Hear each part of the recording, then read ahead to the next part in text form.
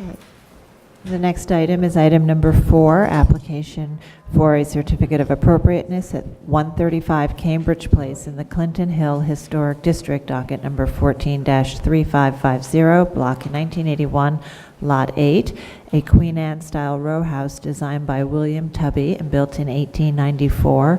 This is an application to construct a rear yard addition.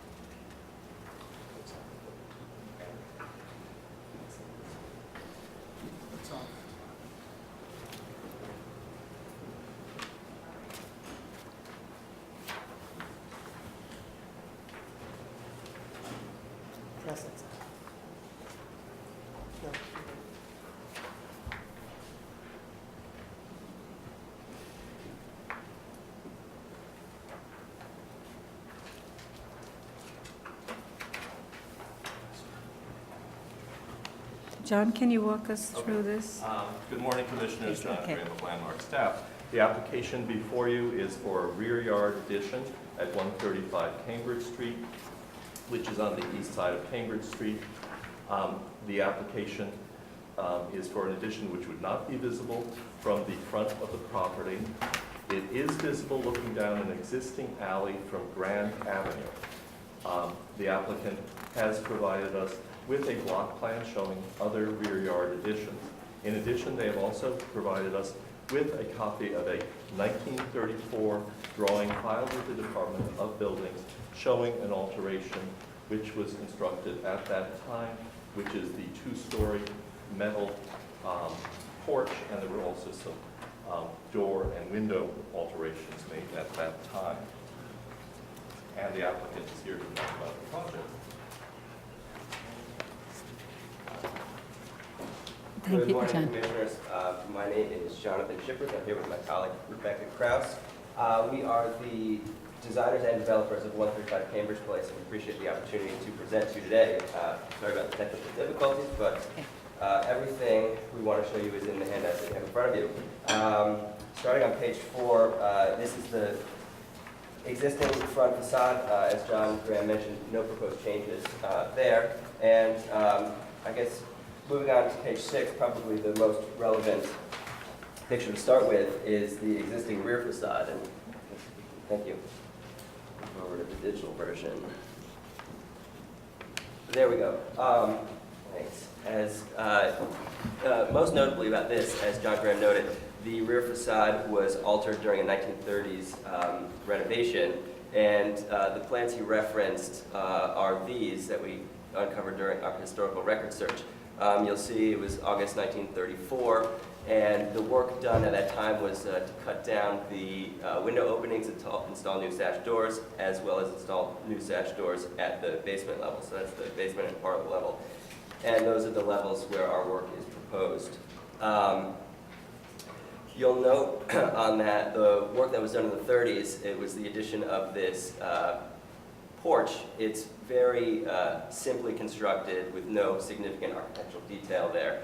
The material that was used was probably very commonly available then and would be now as well. And in its present condition, it is very badly deteriorated. You can see a lot of rust all over it, some rot in the roof, and many of the connections appear like this. So it needs to be taken down for safety reasons. This is our rear facade with the neighboring facades.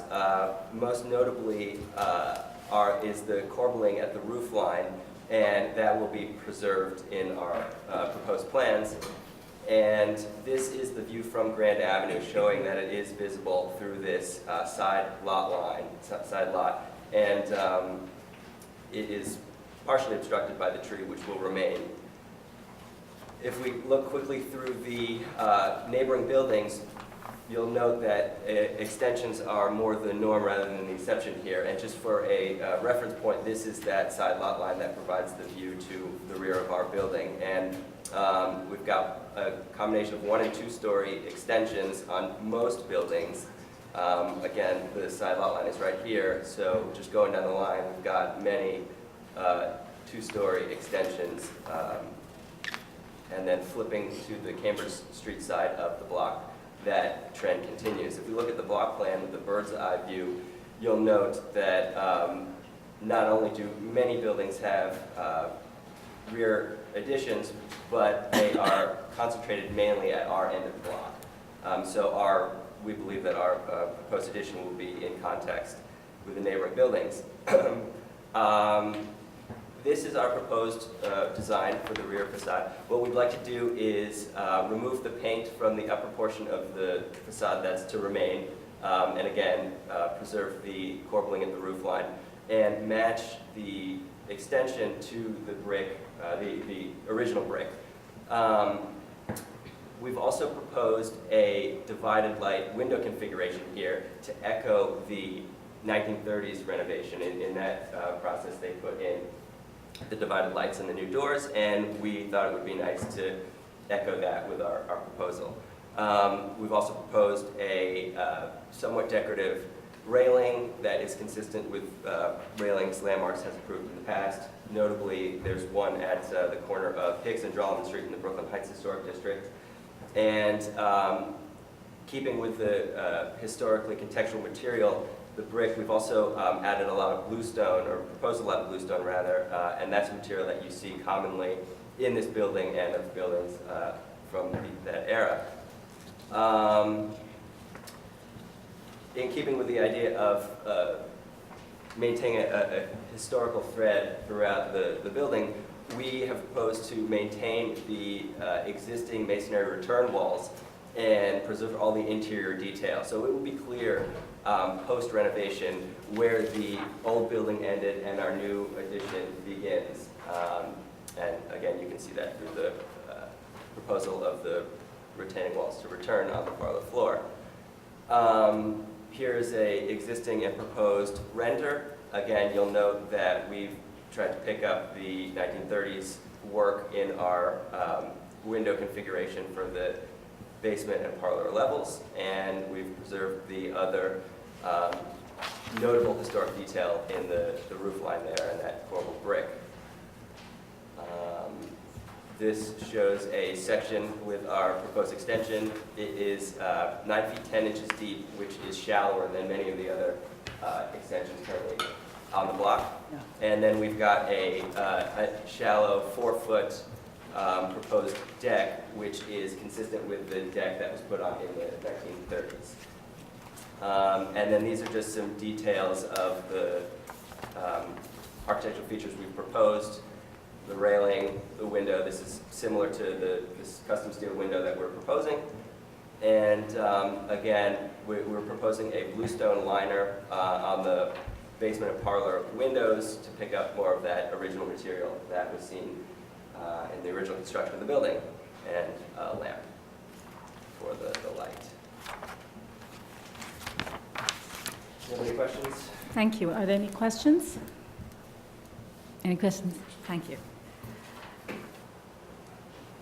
All right. Are there any speakers on this item? Any speakers?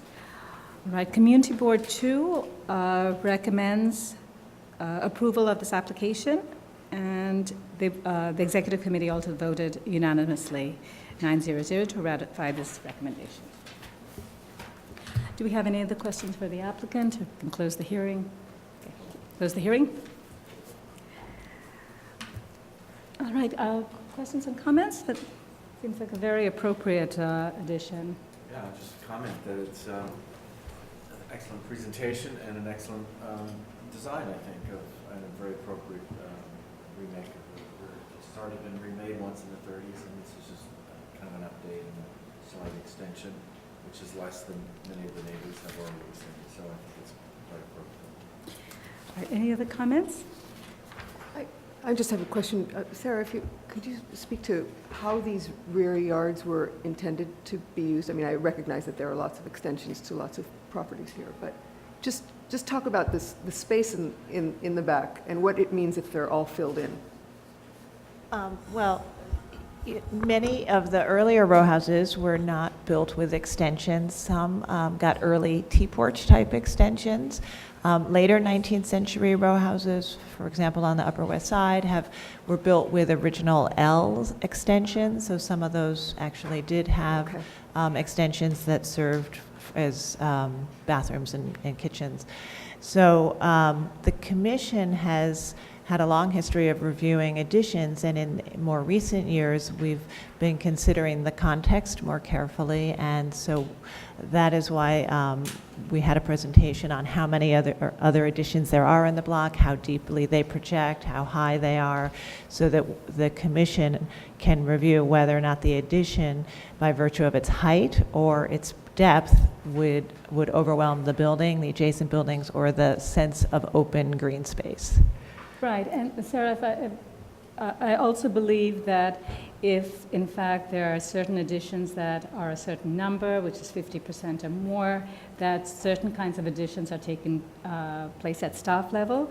And another reason why this is before us is because it's also visible. So in certain situations, you have the donut, you have enlargements at the rear that are not visible at all from the public streets. And if, in fact, those blocks have a significant number of enlargements at the rear already, then there are certain shapes and forms that can be done ministerially at staff level as well. That's right. All right, if there are no other comments, I think we can take this to vote. Diana, would you like to read this and read the resolution? I'm sorry, you have a paper? Sort of.